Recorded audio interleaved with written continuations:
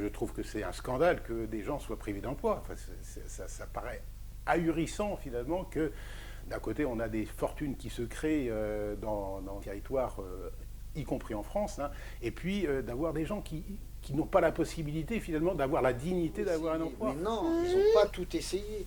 La preuve, un projet comme celui-là, ça n'a jamais été mis en place.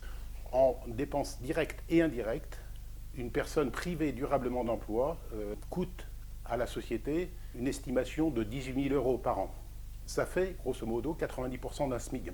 Si on les convertit en dépenses actives plutôt que la personne reste à la maison, reste finalement chez elle, cloîtrée, avec une vie sociale qui est complètement diminuée, si on lui permet finalement d'accéder à un emploi en construisant finalement une entreprise qui, elle, va permettre de contribuer à un financement complet d'un SMIG, hein, et la possibilité finalement de pouvoir permettre à cette personne-là d'être embauchée en CDI. Donc ça, c'est L'entreprise à but d'emploi est créée et va recruter ses premiers salariés.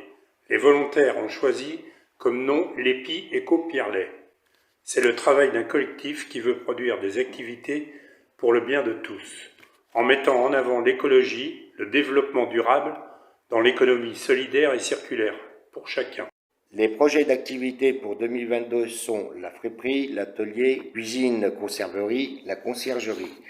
Pour 2023, le lancement des biodéchets et la recyclerie sont prévus. Tous ces volontaires ont besoin de votre aide afin de concrétiser leurs projets, le retour à l'emploi. Près de chez vous, à Pierrelet, vous trouverez des vêtements de seconde main, la vente de conserves fabriquées par nos soins, venant de la lutte contre le gaspillage alimentaire. On n'est pas un numéro. On n'est Souvent pas un dans numéro. les entreprises, Voilà, on est des là numéros. on a bien vu que on nous donne l'importance, on existe. On a l'impression qu'on revit. une équipe projet qui est constituée de 9 bénévoles et qui, eux, finalement, vont contribuer en fonction de leurs compétences. Et on va dire que c'est une petite famille. C'est une petite famille.